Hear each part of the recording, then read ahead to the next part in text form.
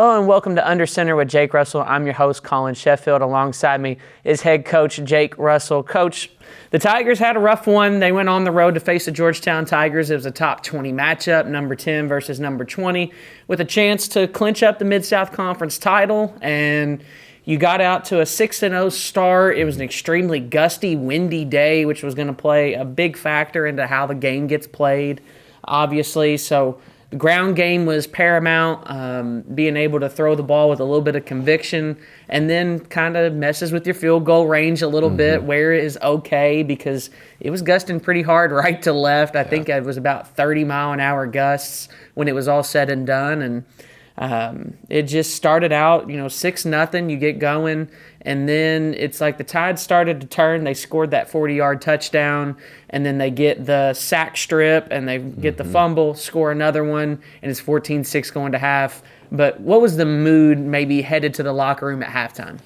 Yeah, not good, and I think that's something that we're very blessed to have this bye week to work on some of the even non-football things that I think are getting in our way as a program.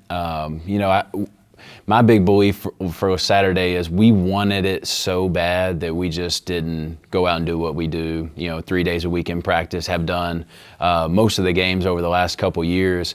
And, for a team that hadn't been in that position in a long time, and very few of the players in our program have ever been in that position, where we've had this mindset of our goal is not just to go and win and defeat an opponent on Saturday, it's to dominate the game. And I think Saturday, for a lot of our guys, it was just, let's just get a win. Let's just somehow get this ring, where we kind of lost that. Let's go out here and play free, play fast, and dominate a football game. And, I do think these losses that we've occurred this year and last year, some of the craziest losses, I mean, like a normal coach probably gets those 4 losses that we've had in the last couple of years in a 10-year span. But I do think they've really prepared us for everything we could possibly face in a playoff game next week and hopefully beyond. But yeah, you mentioned that we got in the red zone the first 2 drives and only come away with 6. Collin's had an unbelievable year, by the way. I mean, he's just been so solid. And, then we have an explosive play, I think, on our 4th drive, get down to the 20, and then there's a strip sack, right? And they have really good football players. They're obviously going to find ways to affect the game. And that was the 1 turnover in the whole game, right? To have 1 turnover is really not a bad thing, but when you don't get any on the other side, then you don't win the turnover battle. And I think it was just accumulation of a lot of small things that happened throughout the game that put us in a position where we're in that desperation mode, and it was a great comeback and got in that position. But Georgetown played really well. We knew they were probably even better than their record, and obviously coming off a loss a couple weeks ago against Bethel, we knew they would give us their best. And it's kind of finished with this, is they were kind of in the same mode we were in our last game last year. They played with nothing to lose and thinking, if we can just get some kind of awesome blowout victory, maybe we slide in the playoffs. And having that feeling last year, you can see, that's how we always want our team to play. And I think maybe the good thing now heading into the playoffs is you do know you have nothing to lose, because you have 1 or 2 options. You either get advanced and play more football as a team, or you get to turn in the pads next week. So then, it was mostly Georgetown for that second half, up until about, I believe, 8.5 or so minutes left. You were down 21, and that's when everything starts. The Tigers kick it up on both sides. Offense is moving like they haven't moved before, or at least in that game, moving like they have in many other games. But they're going. The defense is forcing quick 3-and-outs. They're getting the ball back. Offense is capitalizing and scoring. You bring it right back. You score that touchdown, and then the 2-point conversion fails again, and almost a sick twist of fate. It feels like Cumberland, Tennessee all over again. You lost 2 games by 4 points on 2 failed 2-point conversions right there pretty much at the line.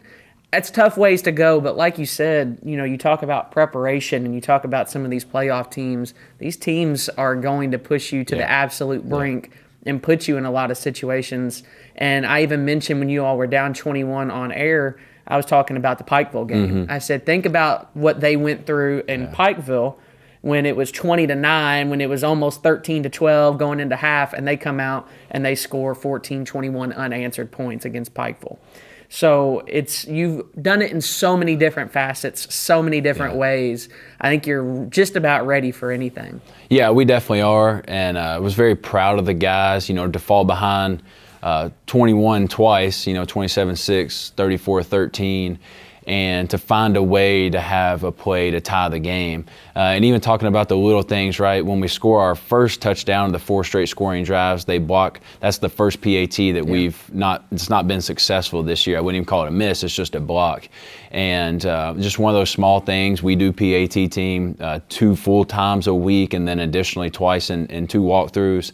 And it's been solid as a rock all year. Our operation time's been phenomenal. Shout out to Ben and Solomon with the snaps and hold, mentioned Collin. And that team's been really good all year. And when you play really good teams, they find a way to take a point off the board here, to take 3 points or 6 points off the board here, just like they did in the red zone, right? We've been one of the best red zone teams in the nation for 2 years in a row. And I think not getting a touchdown on 3 red zone drives that probably hadn't happened in the last 2 years. And all those things are accumulation through the game. Super proud of our guys. But we've talked about in this show before, if 2 of the 3 sides of the game, offense, defense, special teams, play well, you can kind of sacrifice one that plays average or so. But really for 3/4 of that game, all 3 of our units didn't play up to standard. There were some things on special team where we have been really good all year with the fakes and stuff, and it's a yard from being a huge turning point in the game with the fake. Our kickoff return team's been one of the best in the nation, and the wind played a big factor in that, right? With the ball kind of getting hit by the wind and dropping down below and not getting a chance to have explosive returns. And we also did some good things to keep us in a position to rally and get back in the game. So on one side, very proud of the guys. On the other side, now getting in that position maybe in the playoffs and finding a way, hopefully learning from this experience to get over the top. And as the play caller, I've got to do a better job of when you get those 2-point chances of knowing this play is going to work in this scenario. And I think we've had a couple plays we really liked, but that's my job to make sure we do get those 2 points. I'd be remiss if I didn't mention right before the whole scoring outburst happened, Georgetown senior goes down and has to get carted off the field. And in a moment that is, so contentious, there's a lot going on for you guys. You all are down 21, I still believe at that point. Yeah. And, Mid-South Conference on the line. Georgetown's fighting for so much.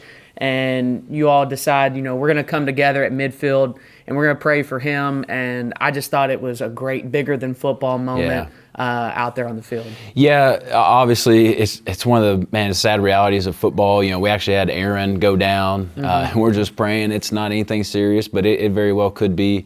Those things happen in football. And the guy on their side obviously had the injury and was serious. You can tell that. And so I just went over to their head coach and say, hey, are you cool with bringing the 2 teams up here and just praying?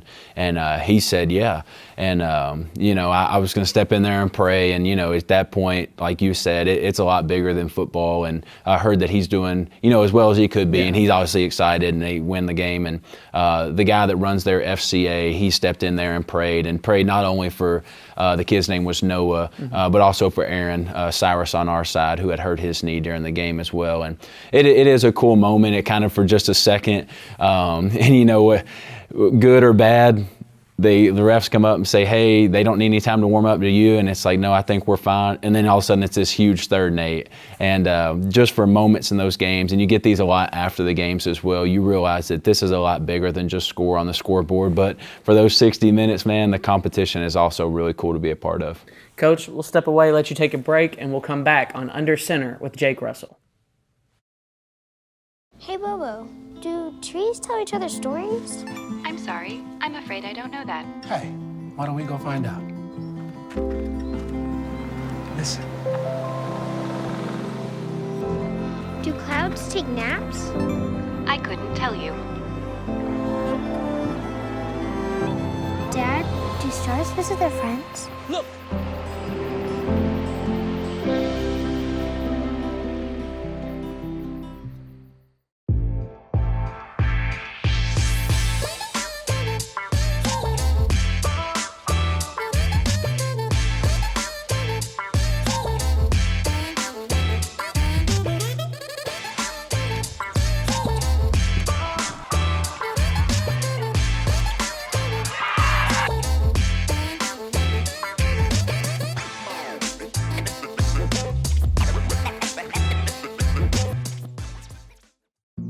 Jason, let's go see your room.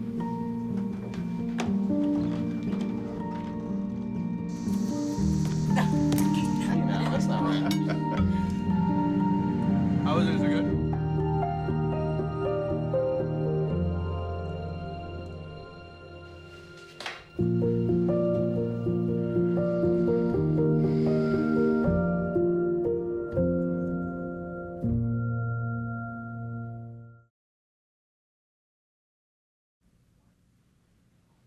Welcome back to Under Center with Jake Russell. I'm your host, Collin Sheffield. With me is offensive lineman Marquez Washington. Quez, you're on the O-line. You came here 2 years ago, a transfer from Reinhardt. What made you choose Campbellsville and want to transfer over from Reinhardt and come play for the Tigers? Well, for one, talking with Coach Russell and Coach O, Coach Lane, it felt like this place could be another home for me, and listening from them, telling me about the team they were building and the plan for the next couple of years, I really liked it and I brought into it. And then, this is a tough conference, I like competition. So, I really wanted to come to the Mid-South and, have some fun, I just watched an interview. DeMarcus Cousins was talking about how when he got recruited to Kentucky, Cal told him all these things, and he said he felt like he got lied to. He said he thought he'd get to dribble the ball up the floor and all this other stuff. You feel like what the stuff that you heard, is that playing out to life for you here at Campbellsville? Yes, sir. Everything I heard from top to bottom, it all was true. It's so it's I shout out to Coach Russ and the whole coaching staff, because they really kept their word on what they said, and as you can see, last season 9-2, just one game away from the conference championship. Then again 8-2, one game away. So it's it's true. You feel like you're ready to just bounce over. He told me to tell you got 1 year left. Yeah. You got 1 year left. Come back for us and play. I'm sure we'd be glad to have you. Yeah. You play on this offensive line. Obviously, they've been very successful this year for the most part. Trey's having a heck of a year, and I'm a firm believer that starts a lot behind you all as well. So what has been the success for you guys in this season so far and led to that success for you? The success for us, it starts with the little things. Every day we constantly, fundamentals, footwork, hand placement, and we got this mindset. We call ourselves the grave diggers, because every opponent we going against, we want to beat them into the ground as hard as we can. And we pretty much done that this whole season, even with the injuries and all that. Just keep chopping wood every day. So you play in a RPO offense. It's extremely tough as an offensive lineman. You're never sure if it's getting pulled, if they're handing the ball off. What's it like trying to play in an offense like that? It take a lot of trust, because we have to, do our run blocks, have to pull full speed, and I could pull on buck full speed, and I turn around the ball 15 yards the other way. I'm like, oh man. But we gotta build that. It was a lot of trust being built, especially during camp and spring. We just gotta trust the offense. If he pulling it, it's for a good reason. So you all have put yourself in a spot this year where you've been able to do a lot of things, maybe for the first time in a long time. What has that feeling been like in the locker room whenever you're able to do the things that we haven't done for a while? Been able to beat Lindsay. We go and we make the national playoffs for the first time in a decade. What has it been like in that locker room to be able to be a part of a team like that? It's a lot of energy. I say a lot of good emotions, because I haven't even beat Lindsay before I came here. We had lost to him on the 2-point conversion. So it was so we finally got him. It was we done beat Big Blue. They little blue now. But yeah, it was a lot of emotions, holding up that Highway 55 trophy and stuff. So yeah, it was pretty fun. So now you get a chance to go play in the national playoffs.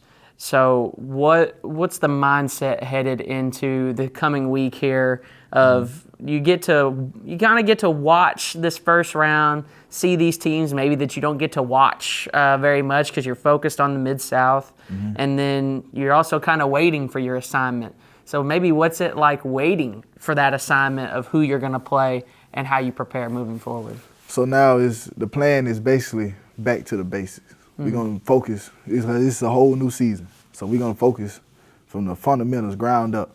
And we'll look at a couple of the teams, teams that we might be able to play. We'll look at, some of the game plans, but it's mainly we focusing on ourselves right now to make another jump towards, greatness, because we trying to do something great here. On that offensive line, what do you think is that next step for you guys in terms of maybe going back to the basics? What's that next step for you guys? Getting healthy. Getting healthy. And it's us getting that bye week, that really helping us out a lot. And focusing on our younger guys, like our backups, making sure they're 100% ready to go. So, anything happen, we full throttle. If you could say anything to maybe prospective Tigers that are maybe coming in from the recruiting cycle that's up next, whether they're freshmen, whether they're transfers, what would you say to them about this team and this school?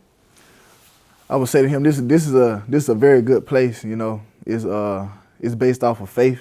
A lot of trust in God. And we work hard. And we have fun at the same time. It's just not, we just not beating you down. We actually enjoying it. Yeah. And then we winning. And so, and then it's a family type environment. So, yeah. Quiz, I appreciate you stopping by and taking time. I hope you get healthy this week, man. Get yourself right, and I'm excited to watch y'all play next 2 weeks here. Yes, sir. Yes, sir. Appreciate you. We'll step away. We'll come back, and we'll be with head coach Jake Russell on Under Center with Jake Russell.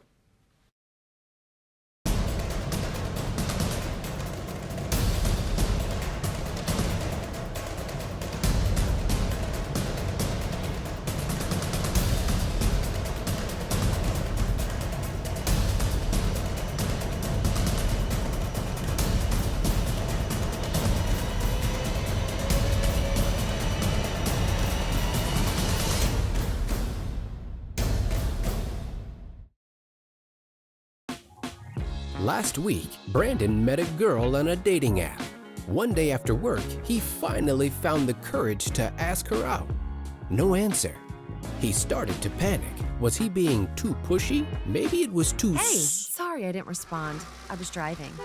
I would love to go on a date. How does tonight sound? Brandon tried to play it cool, but inside he knew.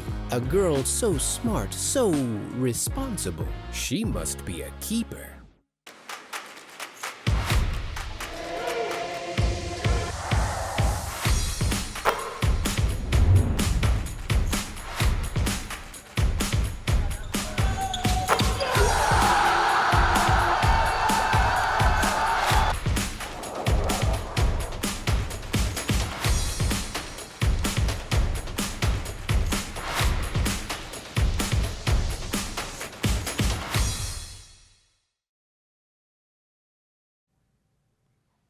Welcome back to Under Center with Jake Russell. I'm your host, Collin Sheffield. With me for the final segment is head coach Jake Russell. Coach, it's not all doom and gloom. You may not have came away with a Mid-South Conference title, but you came away with an at-large berth in the NAIA playoffs, and you get a first-round bye. You're seed number 12. More than likely, we probably won't end up hosting a home game here, but it doesn't matter, right? You're in the playoffs. Yeah. You go on the road, and there's a lot of different situations that can happen. So, you could do a whole lot of speculating about who you're going to play, who you're not going to play, whatever the case is. I think we feel decently confident, and I feel confident enough to say that probably it'll be Benedictine over in Kansas or it'll be Marion up in Indiana. Those are probably the most likely two spots that you'll end up playing on the 29th. So you're in the playoffs for the first time since 2015, since you went to the playoffs. Yeah. So I mentioned it on air, and I talked about how fitting is it that we talk about a year of firsts in a long time. Yeah. And it was a year of beating Lindsay for the first time in a long time. And it's a chance to win a Mid-South Conference for the first time in a long time, go to the playoffs. And in those cases, we trace it all the way back to 2014, 2015. Yeah. And I say now, quarterback at the time, now our head coach, and he's leading us back to that spot. How fitting is it? Does it feel real? Does it feel surreal to you that you're kind of in this spot and ready to go and got a chance to make some noise? Yeah, this weekend in itself felt a little surreal. Just the sports does this, football probably more than any, the emotions that you can have over really a 24-hour span of just the game itself, how crazy it was. I was joking with a friend. I said when I lose my next game as a coach in hopefully 5 years, I'd really actually just like it to be like a 17-point loss. Maybe just somebody really come out and just beat us and stay ahead. But it's really fun. We've won some, which are even more fun. And then it was a little bit of a surreal scene after the game. because we had done such a good job of blocking out what if we lose, are we still in, what happens here, who would we play, will we host, what about the third round, we had really shut all that down within our program. And I think a lot of our team, and some seniors especially, thought that that was the last game of their career. And, obviously the emotions are huge, and you got parents coming up and saying, thank you for having my son in your program, and you got players coming up crying, just, I can't believe this is it. And, you're trying to gather a little bit of info from people that have been through it and are a lot smarter than you, and they're saying, yeah, I feel very confident you'll be in. And some people really felt like us getting back in that game and making it that close not only sealed our fate, which I believe we would have been anyway, but that's what got us the bye. Can't sit here and say it wasn't a little surprised, but at the time, and I'm not surprised when you look back and say, look at our body of work through the whole year. You finished 12 in FPI and Massey, and that's where we get ranked, and those are things that are supposed to be used, right? We have 2 of the best victories on our resume than anybody in the playoffs, obviously beating top 10 team, Lindsey Wilson, who finished extremely high in FPI and Massey, and then St. Francis, who also finished really high, who's a really good at-large team as well.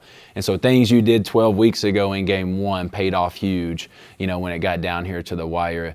And it was one of the coolest scenes ever where, our whole team wasn't there, but a high majority of our team came to the chapel Sunday night. And because we didn't play in the first round, we hadn't got any information yet of, 1, if we were in, which we thought we were for sure, and 2, if we were playing first round or who we'd be playing, what we were seated. And it's still sitting in that chapel. I think a lot of our team had some doubts and just some hopes that we would be. And when our name popped up there, just to see their celebration and to see kind of the joy and the relief for some of them on their faces, that was worth everything we've done this year. And everybody's just, I don't want to say a second life, but I think everybody's got definitely a renewed energy for this run. And you mentioned just quickly, yes, this has all been surreal coming back to my alma mater. And 10 years ago, us going to the playoffs, we were playing this week 10 years ago. We went on the road and played Marion.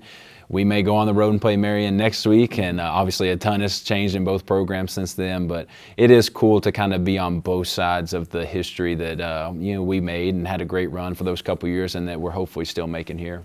And it's pretty nice, you start to see you get that bye week, and you think, okay, well, we've got guys that they're banged up a little bit, guys like AC. We don't know if he's, if it's serious or not, and if it's not, he's got an extra week to hopefully maybe get himself prepped up and ready to go. If he can't, then that's fine. It's unfortunate, but next man up mentality, right? And, that's a spot that I know Coach Ford works with hard, and they're decently deep. Guys like Jaquan Coulter have been stepping up big in that spot in the absence of guys like Darius Willis, who have gone out with injuries before him. And so now this bye week almost gives you a chance to kind of reset, give yourself a breath, and get ready to go for this playoff game and kind of get your team as close to 90, 100% as you can be this late in a football season. Yeah, every program in the country is dealing with the same things. I think sometimes when it's happening to you, you're like, man, we're so, unlucky, unfortunate. And it's like, no, we've actually, because of the work Coach Lane and our staff has done with the strength and conditioning program, we've avoided the really long-term injuries probably just as good as anybody. I mean, we've had guys that have been banged up, missed some games. We have guys playing through injuries right now that nobody would know about that would keep, somebody out a month from a desk job, right? And so I'm super proud of those guys. I mean, that is, literally what people don't realize is some of these guys are going out there with all this stuff on their plate, injuries where they're going to have surgery immediately after the season, and they've decided, I would rather put my body on the line for my team, than not be out there. And just, that's inspirational stuff. That's really, as a coach, what keeps you going. And we're very excited to have a week. And our big goal this week is get better at football. We're obviously talented enough to, I think, beat anybody in the country. We've shown flashes of that in every phase of the game. But at the end of the day, I think where we've ran into our troubles this year is execution and fundamentals. It's not that we don't have the ability, and even when guys go down, because we've worked so hard in recruiting and development, we have people at all positions that have stepped in over all the games this year, whether it's last week or week 1, it happens every week for every team, and those guys are prepared. And man, some of those guys have stepped up. We could mention probably a dozen names, and so proud of them. But we are really excited for this week to just say, let's get back and almost treat this like fall camp. Here's the expectations and standards at my position, my unit. Let's work on the basic fundamentals of the position. As a quarterback's coach, let's work on, being in the right spot in the pocket, right? Let's put our eyes in the right spot. Let's work on ball security in the pocket. All these little things that when you're preparing for an opponent, there's all this pressure of, getting the scheme right and the scouting right and all that stuff for a Saturday. Goes out the window a little bit, but when you watch a game, those are the things that make the difference. And Nick Saban was always big on that. He said while he was at Alabama, he felt like their program spent more on basic fundamentals than any other program in the nation. Worked pretty well for him, and so I think we're going to try to get back to that this week. Now, you've had a chance to play in the playoffs before. This is a spot that you've been in. What's the message to the team as going on the road in a playoff game or prepping for a playoff game, playing in one? What's the message? Well, for the first time in 2 years, we know our fate, right? If you win, you get to keep playing. If you lose, you don't get to play anymore. One thing I asked the team after the game, and I think this really hit a lot of the guys, especially, maybe some of the guys that thought this is it, is the rep you took off in practice, or even the day or the weight session or the sprint or whatever it was, is the rep you took off worth it now? Of course it's not. If I knew that I could have not taken that rep off, that day off, maybe even that week off, and we could be sitting here as conference champions, I wouldn't have done that, right? And I've never heard the opposite where, I regret going all out, for every day or every weight session or whatever it is, every sprint, every scout team rep. And so now I hope for the next 2 weeks our guys will really just put it all on the table. And, when you have 140 guys in your program, everybody's not going to be, having a great day or feeling like being out there, but can we elevate those guys to get the best out of them each and every day over the next 2 weeks? Because I always tell this to the team, and it's very cliche, Benedictine, Marion, Kaiser, every single team in the playoffs, there's 20 teams right now that are practicing today, right? And next week, on Monday, Tuesday, there'll be 16 teams in the nation practicing, and we're one of those, which is a huge blessing. But you have equal time, equal opportunity. It doesn't matter where the game ends up. That'll play a very little factor on. That doesn't change the rules, the field dimensions, anything. And so how we handle these next 2 weeks, I believe, will propel us to an awesome playoff run. Well, Coach, have fun watching this first round, this first week, and then can't wait to see where we end up and can't wait to watch the Tigers go play some football. Yes, sir. We're excited. The Tigers are in the national playoff tournament. They're in the NAIA playoffs for the first time since 2015. Not exactly sure where we'll be just yet. That's all going to depend on after the first round games being played this weekend. So be sure to follow Campbellsville Tigers on any sort of social media, as well as you can go to CampbellsvilleTigers.com and you can stay up to date on what that looks like for the Tigers and where they'll be headed. And wherever they go, myself and Khalil Baker will be there for the coverage on 88.7 The Tiger. And be sure to be with us next time on Under Center with Jake Russell.